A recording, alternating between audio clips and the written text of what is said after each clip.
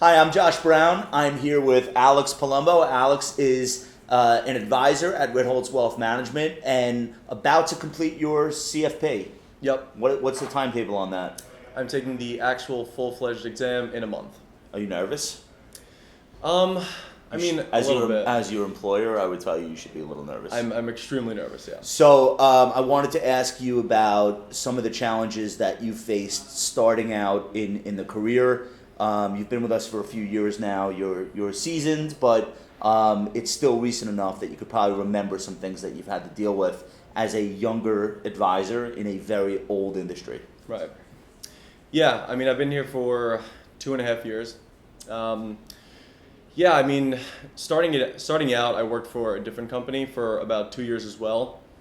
And coming here was just, I mean, it was pretty much night and day. I always tell people I went from like a 1 to a 10 real quick. Why? How did that happen? So it's the difference between like a brokerage type service and I guess business model versus an RIA. So you're doing like insurance, like selling insurance products? Right, insurance and selecting individual private investments, things like that to doing more fiduciary, holistic. But they were calling it financial advice, but you were really selling products. Pretty much. Which is most of the industry. Right, yeah, exactly. Like the largest channel of financial advisors is actually insurance reps. Right. So that's actually very common. So what are the advantages of being a younger advisor in the industry? Yeah, so I think there's one huge advantage, especially given the fact that most advisors are 50, 60 years old, is that you're working with high net worth individuals who are 50, 60 years old. They're retiring. Right. And while they're retiring, you get to be their advisor for their whole retirement. I'm going to be working for the next 20, 30 years while my clients are retired for the next 20, 30 years. That's such a huge advantage over someone who is currently 50 or 60 and they're going to retire in 5 years. Then that's the main time you want an advisor, right? Is while you're retired. Right. Imagine you're 65 years old and you call your advisor and you say, "Let's talk about retirement." The advisor says, "Yeah, let's talk about it. Mine's in 2 years." Yeah, exactly. Right. So that's, by the way, that's a systemic issue for our industry. Right. Is that you essentially have 100,000 advisors who are going to retire. Right. in the next 15, 20 years. Exactly. But their clients are still going to have needs, and those needs need to be met. It's a huge advantage if you can build a relationship for 20 years while you're still working and grinding while they're enjoying their retirement. That personal relationship that can be built is just such a huge advantage. Agreed. Yeah. But you said you went from a 1 to a 10. Like, how were you able to do that?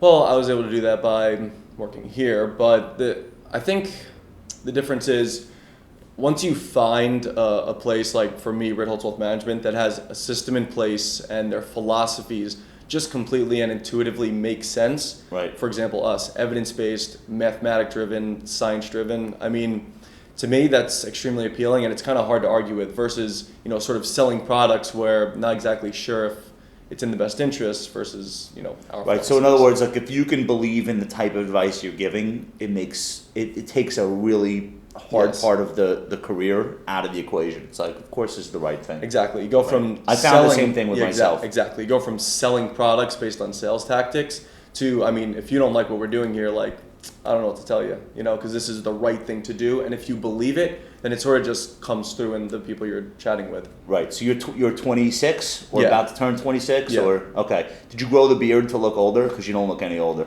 I mean, without this It beard, might even make you younger. I bet you would not be saying that if I didn't have this beard. Okay. You have a baby face? Oh, yeah. All right. Big time.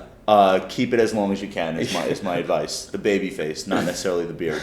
We'll talk about that later. I wanted to just ask you if there's anything that you would tell. So let me give some context. The average age of a financial advisor in America is 59 years old. We are one of the oldest professions in the country, just in terms of like demography. Yeah. So you're not that young, but you're young for the industry. What would you tell other people who are building their career, working with clients, and like just dealing with the fact that you're much younger than most of the people in the industry? Like, what's your best advice? Yeah, that's the thing. I think there's two things. So first off, like anything in life, it's just about practice, right? And I got fortunate here. I was able to practice a lot more than someone who might be in a similar position. Right. So you just have to keep doing this stuff. And I mean, your first 10 meetings are not going to be as good as your 100th to 110th meetings, right? Right. Because you gain from your experience, you learn how to answer questions, you learn more about what you do specifically. Right. So you just have to keep practicing and eventually you'll get better at that. And then secondly, to the point that we were mentioning earlier, you just have to find a firm where their investment strategies, their financial planning processes, everything they're doing, you fully believe in, and therefore, you're able to sort of, that confidence will eventually come out because you're not even trying at that Can I tell you one thing though that maybe is like a silver lining to the early stage of your career? Because I had the same thing, and it took me a long time to be happy about it.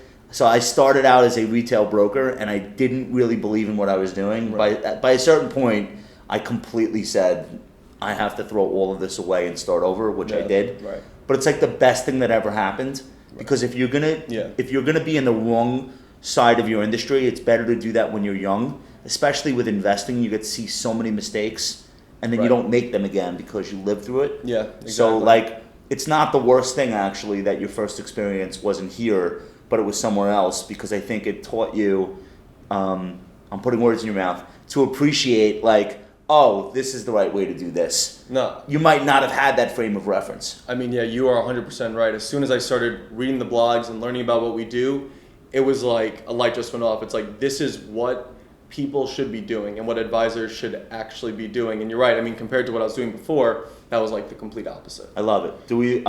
I'm 41 years old. Do we bump fists or what? Yeah, bump fists and then explode. Yeah. Explode afterwards. There you go.